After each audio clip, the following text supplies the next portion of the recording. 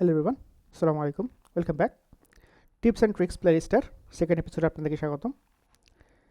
তো নর্মালি আমরা যখন কাজ করি দেখা যায় যে আমাদের মাল্টিপল ফোল্ডার নিয়ে কাজ করতে হয় এবং মাল্টিপল প্রজেক্ট নিয়ে কাজ করতে হয়। সো ইউজুয়ালি আমি যেটা দেখি সবাই ভিএস কোডের যে বিল্ট ইন টার্মিনাল এটা ইউজ করে, উইচ ইজ কাইন্ড অফ ওকে, এটাকে খারাপ বলতেছি না।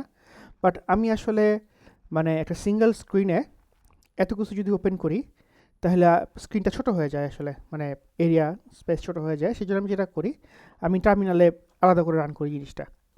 সো টার্মিনালে আমি আলাদা করে যখন রান করি, আমি আসলে ভিএস কোডের উপরে আসলে এত কিছু ওপেন করি না। So let's go with okay. Now আমি যেটা করি সেটা হচ্ছে এটাকে স্প্লিট করে দিই। ভার্টিক্যালি স্প্লিট করলে দেখা যায় দুই ভাগে ভাগ হয়ে যায়। সো একটাতে যাই হচ্ছে আমি সিডি সার্ভার এবং npm স্টার্ট, এরপর এটাতে যাই হচ্ছে সিডি ক্লায়েন্ট npm স্টার্ট। ফলে যেটা হয়, যেহেতু আমার মাল্টিপল মনিটরস, সো এটা জাস্ট হচ্ছে কি আমি অন্য জায়গায় পাঠিয়ে দিই। এরপর আমি ভিএস করে কাজ করতে থাকি আর কি। তার মানে প্রতিবার টার্মিনালের আউটপুট দেখাতে হলে আমাকে ম্যানুয়ালি এরকম করতে হয় না আর কি। হ্যাঁ, এবং যখন আমি কোডগুলো ওপেন করলেও আমি এনাফ পরিমাণে আমি কি পাই, আমি এনাফ পরিমাণে স্পেস পাই কাজ করার জন্য।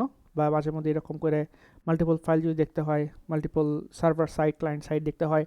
সো সামারি হচ্ছে আমি ভিএস কোডের যেই স্পেসটাকে, যেই ভিজিবল যে এরিয়াটাকে যতটুকু সম্ভব ম্যাক্সিমাইজ করার চেষ্টা করি কোডগুলোকে বেশি দেখার জন্য। আই থিঙ্ক এটা আমার জন্য বেশ উপকারী একটা ব্যাপার আর কি। সো আপনারা ট্রাই করতে পারেন যে মেইন ভিএস কোডে টার্মিনাল ওপেন না করে আপনারা আলাদা করে টার্মিনাল ওপেন করে কাজ করতে পারেন আর কি।